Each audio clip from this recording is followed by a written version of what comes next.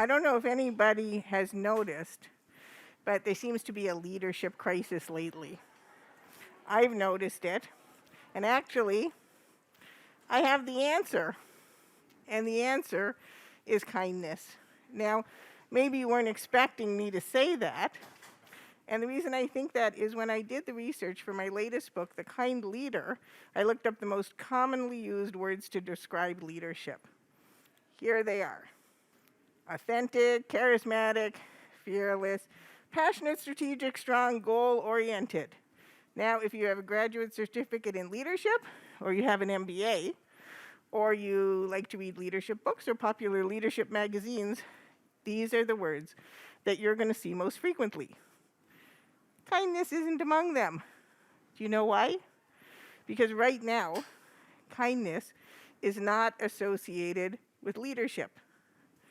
Maybe some of you think that kindness is for kids, or that it's an innate human quality. I don't believe either of those two things. I believe that kindness is learned behavior, and we learn kindness from our leaders. Our parents are our very first leaders. Then we continue to learn how to be kind or unkind from our leaders at school, teachers, sports coaches, leaders at work, and community and political leaders. To put it bluntly, whether a leader leads millions of people, like the President of the United States, thousands, like the CEO of a multinational corporation, or just a few, like a sports coach, teacher, boss, or parent.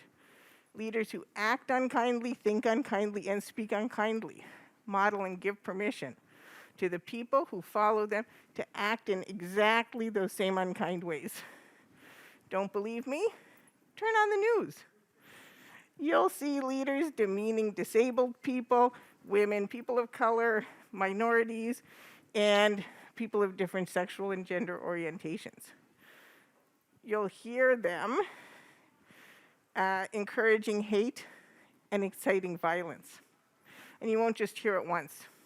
It's repeated over and over again, amplified on social media apps like Twitter, Facebook, TikTok, and Telegram.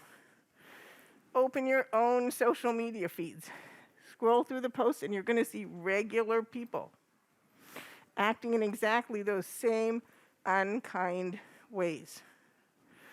People who are threatening Black people in parks and in neighborhoods where they're jogging.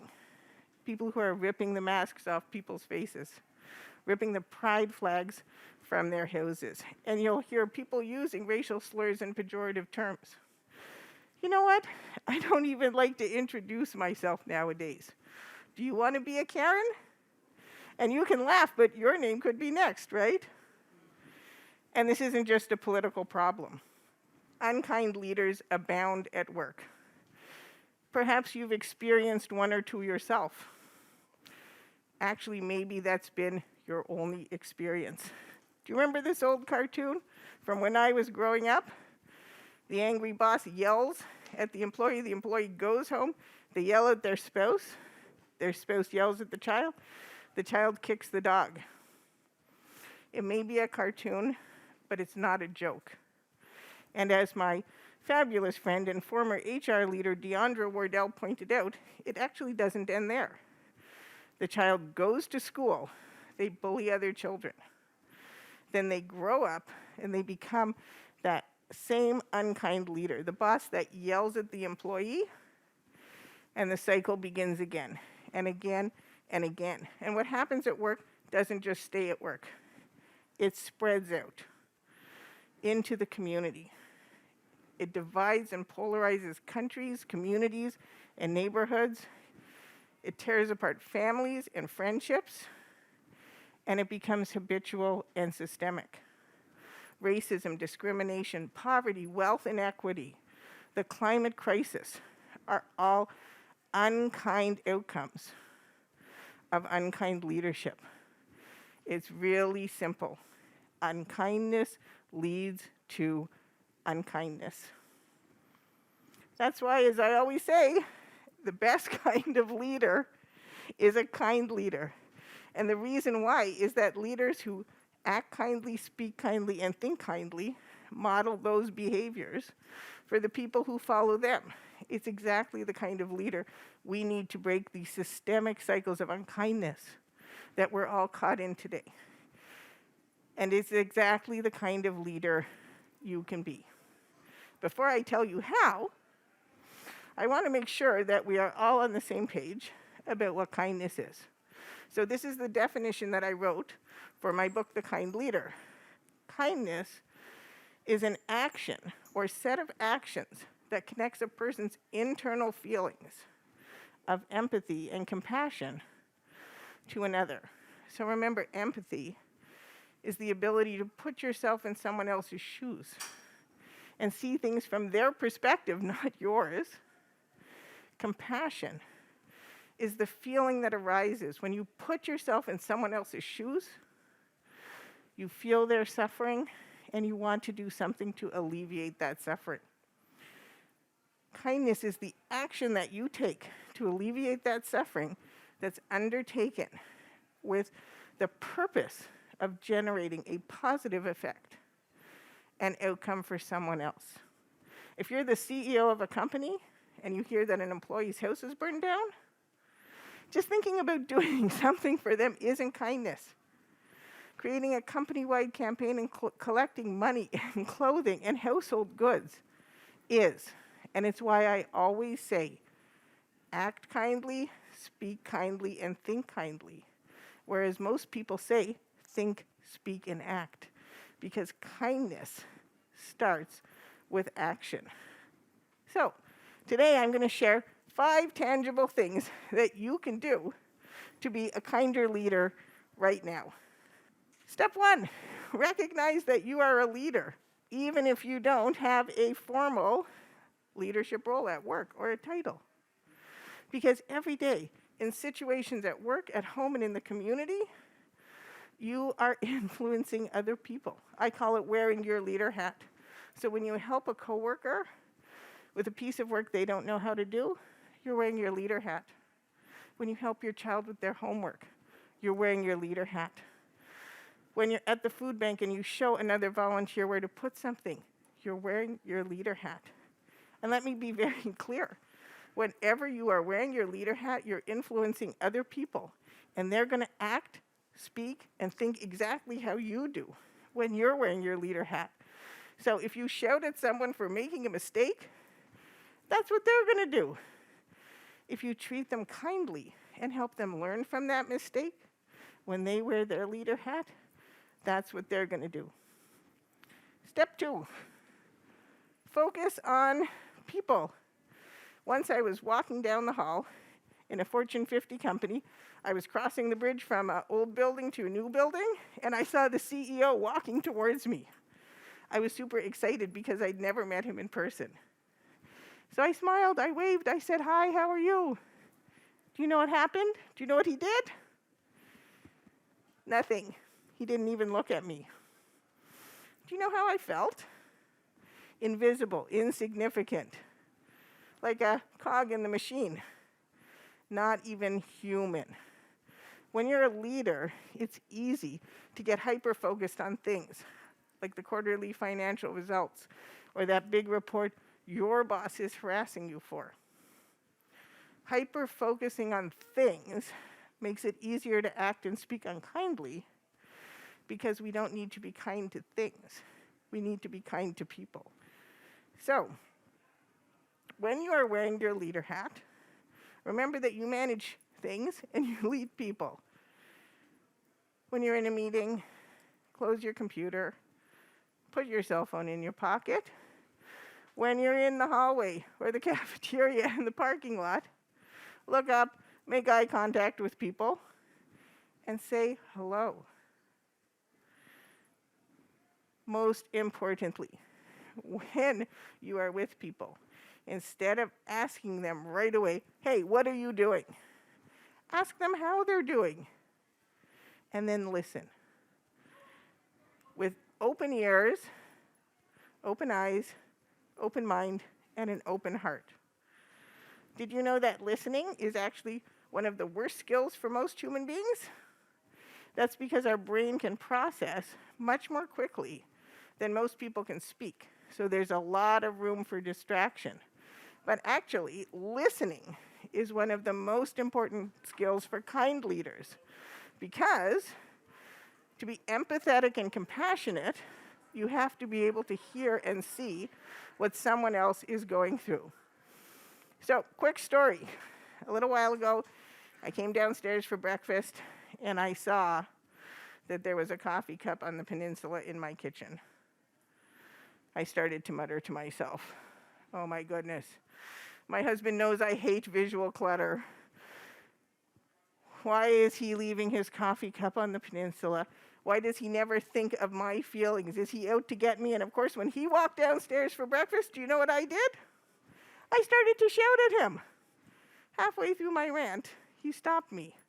And he told me that Big Karma, our 12-year-old dog, had been sick in the night, so that instead of going through his normal bedtime routine, he took care of the dog, he cleaned up all the puke, he washed and dried all of the rugs and towels, and he forgot to put his coffee cup in the dishwasher. Then he apologized. Do you know how silly I felt?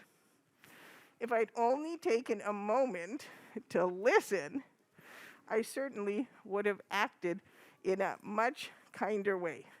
So when you are wearing your leader hat, you need to listen with open ears so you can hear the words and the tone of voice that someone is using. You need to listen with open eyes so that you can see their body language. And you need to listen with an open mind and an open heart, because it is very likely that the person that you are talking to is going to tell you something that you don't agree with, something that you don't like, something that you don't want to hear, and something that you don't believe in. That's where empathy and compassion come in. Step 4, do something, take action. Remember, just thinking about alleviating someone's suffering isn't kindness. Kindness requires taking action, and figuring out how to do that can be difficult. As a leader, it might not be something that you're used to doing, especially because at work it might cross over into an employee's personal life. Like the manager I know who invited a new team member and their family to their home for the holidays so they wouldn't be alone. Or the CEO I know who, when he saw that his employee had fallen on hard times, bought him a whole new wardrobe. At home, guess what? Could be as simple as putting a coffee cup in the dishwasher, even if it's not your job. Acting kindly in the complex and complicated situations that leaders find themselves in is difficult, which is why I always say kind leadership is a practice that takes practice. Which leads us to step 5, practice. No one and no leader is perfectly kind all the time. That's because before a leader is anything else, they're a human being.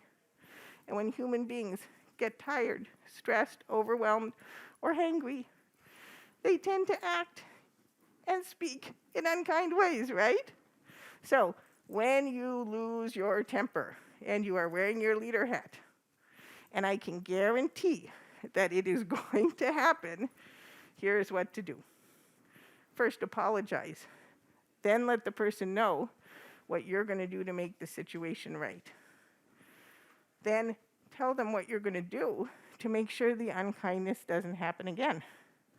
Last, keep practicing. Because the more you practice, the more you'll help people, the better you'll get at leading with kindness. And the more you'll model to others how to act, speak, and think kindly as well. In February 2021, as I finished writing The Kind Leader, almost 700 million people went hungry every day in the world.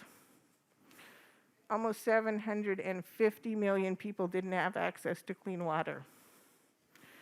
And almost 44% of the world's population was living in poverty. things aren't getting better. They're getting worse. So here's what I'd like you to do.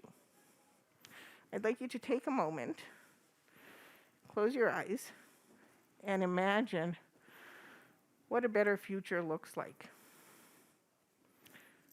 For me, it's a world where everyone has enough food to eat, clean water to drink, and a safe place to live.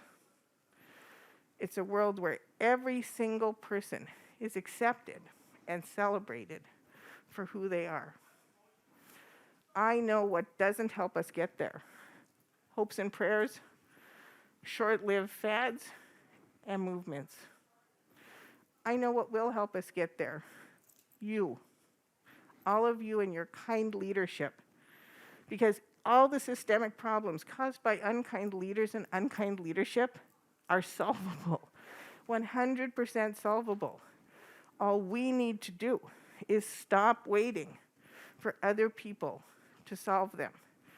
Each of you who hears this talk can make a deliberate decision to start leading with kindness, to model acting kindly, speaking kindly, and thinking kindly to everyone you influence at work, at home, and in the community. Together, we can create a better, kinder world. And that's why kindness and kind leadership is the answer. Thank you.